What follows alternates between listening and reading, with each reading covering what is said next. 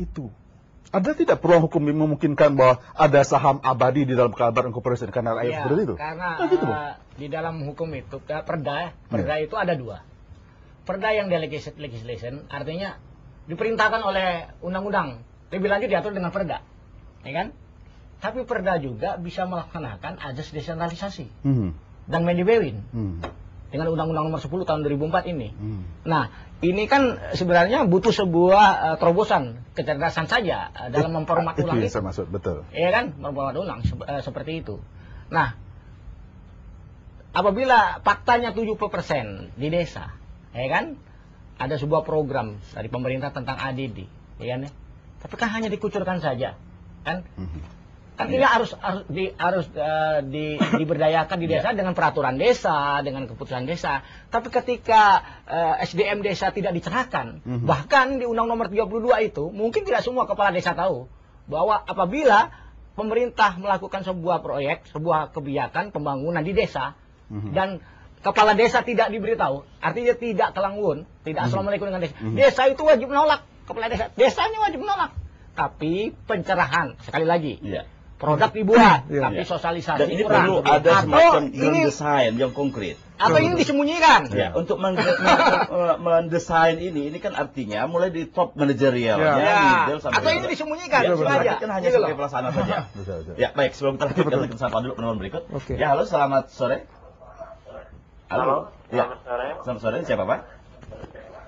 Dengan Bapak Japar. Pak Japar di mana, Pak? Di Sambas. Di Sambas. Baik, silakan Pak Japar di Sambas. Ya, saya ingin menanyakan masalah sistem pemerintahan yang ada di khususnya Kalbar. Iya. Saya kira itu memang belum berpihak kepada rakyat kecil, khususnya kami yang berprofesi sebagai petani. Iya. Dan saya minta kepada calon gubernur yang akan datang hendaknya memerhatikan kami yang golongan ke bawah inilah, Pak. Ya. Jangan cuma golongan yang berpangkat ataupun yang berada saja yang dikasih modal. Ya. Nah, begitulah, Pak. Baik. Baik, terima kasih Pak Japar di Sambas. Ya, ini sangat menarik disampaikan oleh Pak Japar Sambas. Ya. Kata kunci yang disampaikan Pak Japar tadi adalah keberpihakan terhadap rakyat. Ya, sesuai tadi dikatakan oleh Bung Sapari, bahwa 70% rakyat kita berada di desa, dan sebagian besar rakyat yang miskin pun berada di desa. Nah, ini kan perlu didesain juga ini. Bagaimana kira formatnya ini tadi? Ya, silakan komentar Anda, Bung Sapari dulu kali. Nah, saya ingin mengatakan bahwa sebenarnya saatnya sekarang Kalbar, elemen Kalbar, pemerintahannya, LSM-nya, partai politiknya, pemimpinnya duduk sama-sama. Anda harus berikan hak ekonomi. Sekarang kan hak politik sudah diberikan, ya kan? Rakyat Kalbar diberikan hak politik sebebas-bebasnya oleh undang-undang. Pilih gubernur sesuai aspirasi Anda. Tetapi di bidang ekonomi belum. Nah, sekarang rakyat atau siapapun jadi pemimpin Kalbar ini atau yang jadi gubernur Kalbar, berikanlah hak ekonomi itu secara langsung kepada rakyat. Jangan dengan dalih sumbangan lah, dengan dalih intensifikasi, bantuan pusat dan sebagainya. Saya sudah cek sampai ke bawah, itu semua uang tidak sampai 100%. Kasihan mereka gitu. Ada satu peran sebetulnya yang bisa dimainkan oleh pemerintah provinsi ya, untuk bisa membuat desa-desa itu bangun. Artinya pada saat kabupaten membuat semacam APBD itu, kan dia harus direkomendasi oleh provinsi sebelum ke pusat, ya kan? Kalau misalnya dari itu ADD-nya tidak ada atau bahkan harus bikin standar, berapa standar harus ada gitu, kalau tidak veto, kembalikan ke kabupaten. Sebetulnya punya kekuatan itu provinsi untuk melakukan itu. Tapi kalau misalnya provinsi juga membiarkan begitu aja, ya desa tidak akan berkembang.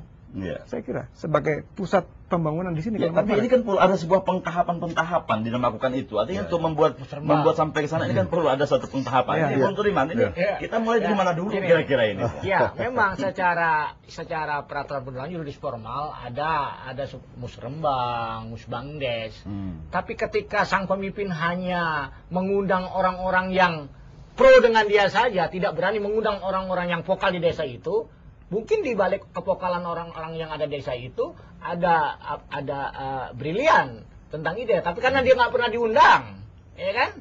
Nah, ya, ujung tombak dari pemimpinan politik kita ini kan birokrasi sebagai ujung tombaknya. Nah, ini apakah Anda melihat birokrasi kita sendiri yang saat sekarang masih lemah sehingga tidak mampu membuat sebuah penjabaran ke bawah sehingga terkesan bahwa kita keberpihakan terhadap rakyat masih lemah? Ya. Semua produk sudah memberikan jaminan politik untuk itu, ya kan? Tadi menarik juga ada jaminan ekonomi, kan ini, ya kan?